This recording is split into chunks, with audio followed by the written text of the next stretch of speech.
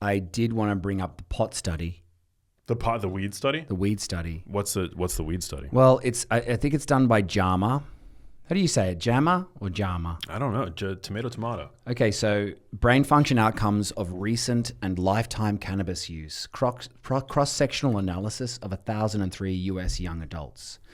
Heavy lifetime cannabis use was linked to lower brain activation in working memory tasks. Working memory impairment. Heavy cannabis users showed lower neural activation during working memory tasks, suggesting possible neurocognitive impacts associated with long-term use. The effect persisted even when excluding recent users, pointing toward long-term brain function changes, not just temporary effects. Damn. So basically, like if you've been using it forever or your whole life, you may be in some trouble. But Damn. this was also like, and certain brain areas were not getting blood flow, like regular blood flow of people who didn't use cannabis or used it less regularly. Damn. So, I mean, shocker, using like weed. Apparently not that good for you. Becoming a pothead is not ideal. It's not good for the brain. I do think people get really upset about this one. People really love their pot. People love weed, yeah. Yeah. And it is like, I think for like, if they were used to getting anxiety and helped them, or if they had a loved one go through cancer and like had it help them too, or chronic pain, things like that, it can be very like close to the bone. Yeah. Which is understandable. But in the end, like if you started using it for anxiety, it will eventually make your anxiety worse. You know? I think for temporary use, okay. I think that long-term use, like it's saying, like it's not great for your brain. It's not good for your brain. No, yeah, I mean, obviously, all empathy reserved for people who are using it for medicinal purposes. But yeah, I mean, to just use it chronically, I think the lifetime, somebody was considered a lifetime cannabis user if they'd used it more than 1,000 times in their lives, and yeah, so that's kind of a shocking finding. Did you smoke pot? You know, I did like in high school because my friends did, and I never enjoyed it. Like it always made me feel psychotic. So I've never had a good relationship with it.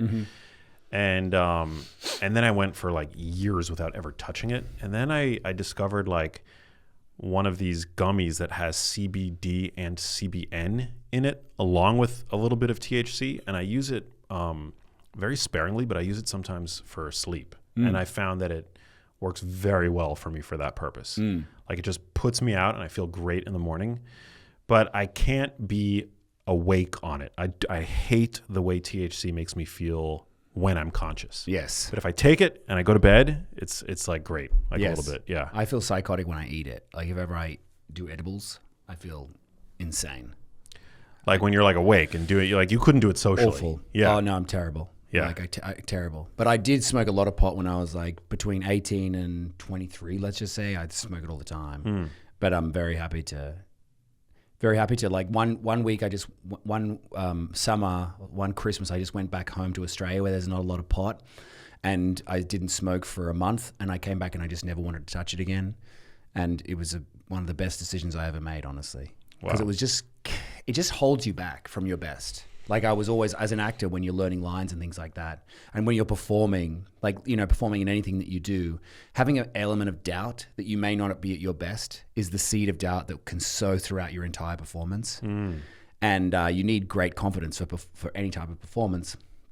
So I was really happy to cut it out when I cut it out. Like, I'm glad that I did.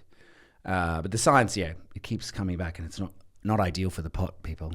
Yeah, it's interesting that you say that about like the performance thing. Like I know a lot of performers who like are brilliant performers who, you know, I discovered like only later after knowing them for years that they will use like a little bit of like Xanax, you know, before performance. Beta blockers too. Yeah, stuff I've like used that. those before. They're all amazing. They're actually incredible.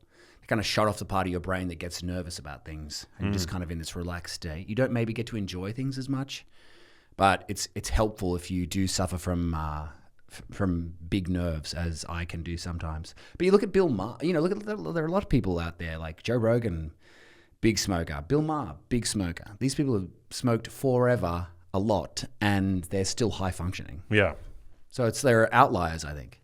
I think you just have to have you just have to be able to cultivate a responsible relationship with the stuff. Like I will, occasionally we've talked about how like I'll occasionally use, like I use like a little bit, like a microdose of nicotine now over the past year and a half before recording podcasts. And I find it to be a great sort of way to lock in, but it can be highly addictive. I don't think that nicotine is good for you. I think that it has like nootropic properties. But I've never been addicted to anything. So for me, it's like very easy to have a responsible relationship with this stuff. Right. How's your portion control with food? Good. Do you ever overdo it? Yeah, I overdo it all the time, but I tend to generally, I've cultivated like a real, like I like eating things that are just generally very satiating. So I tend to like, even if I overeat, it doesn't really do much. Like I don't, my weight doesn't really fluctuate all that much. I tend to overeat like foods. Like the foods that I'm most prone to overeating are like really high protein foods, like Brazilian barbecue or Korean barbecue, Yes. It was funny. I had Zach Levy. You had Zach Levy on the show. Yeah, he's great. He came over to my house for dinner once, and I was impressed at his portion control. Like he didn't go back for seconds. He was just like, interesting. Thank you. That's enough. And I'm like, but you see, that's why he's a trim guy, like a super trim fella. Super. Like just nailed portion control and discipline.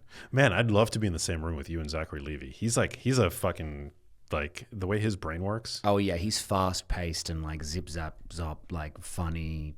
Yeah. Like almost improv guy, but he's not. But he's very sharp.